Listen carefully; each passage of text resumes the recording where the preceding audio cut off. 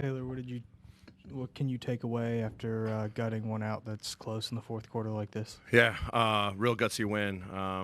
Obviously against a lethal Kings team. I thought our group, you did a hell of a job tonight, and in particular our bench. Our bench was phenomenal. They won the game for us. Obviously, Dez was huge for us tonight. You're going to need that on certain nights. I thought our defense progressively got better on Fox throughout the game, Monk, Sabonis, DeRozan. I mean, those guys, I think I said before the game, they can score in a lot of different ways. They had some rhythm going, came up with some big stops. Different guys stepped up, late in the game, but our bench mob was huge. I mean, outside of Dez, but you talked about Marcus's impact on the game, Jake's impact on the game, Santi's impact on the game, Jay, all those guys, plus 20, plus 30 defensive activity. They sparked our runs in the first half. They sparked the run in the fourth quarter and made some tough decisions on who was going to finish the game, but that group was rolling. I thought the organization, the execution on a couple of our half court when we needed to slow down was really good. Dez, obviously, big-time buckets down the stretch. Overall, real gutsy win against a team that can pose a lot of problems. Taylor in the back.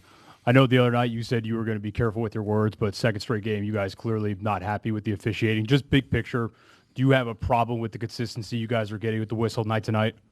I'm not going to go into consistency and all that stuff, but I do wonder about transparency at time in real-time moments.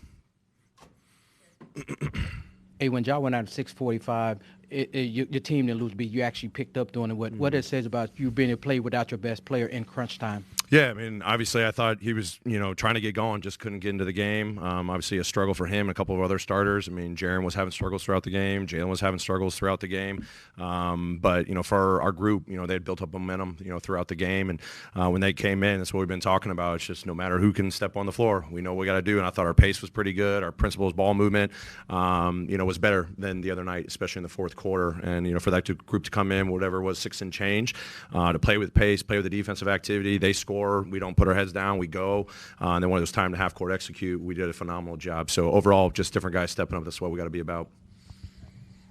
Taylor, in the late game execution, obviously the difference in results are between makes and misses. But what did you notice about the difference in the process of the late game execution? It seemed like there was a lot more of those the off-ball activity that y'all are wanting to play with in y'all's system late in the stretch tonight. Yeah, I mean, I thought the preparedness was there. I mean, obviously we talked about it this morning. We've been spending time on it throughout the season, but not probably to the depths that we did this morning.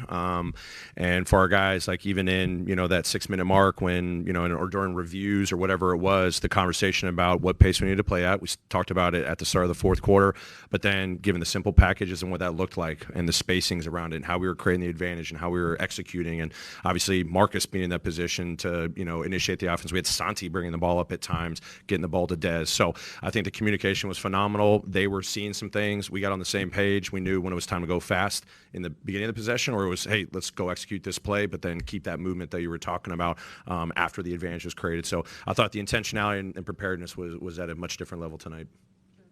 Taylor, what did you make of Ja's ejection, and do you think that moment sparked any energy in the team at all? Yeah, I mean, I emotional game. Not sure why. It took me a long time to get an explanation, and by that time, I don't know what to take out of that. When it took like 7 or 8 minutes to figure out why one of our best guys just got tossed out of a game. But I'm proud of the group and how they responded. That's the biggest thing. We had to get to the next play. As tough as it was, Ja was trying to push through and playing with his guys. He was trying to get engaged, even though he couldn't get himself going. I thought he was distributing the ball and trying to guard, and for the other guys to step up, when a moment like that happens is really impressive. When it could have easily just gotten sidetracked and gotten distracted. Our guys were locked in. Great. Thanks, Owen. Appreciate it.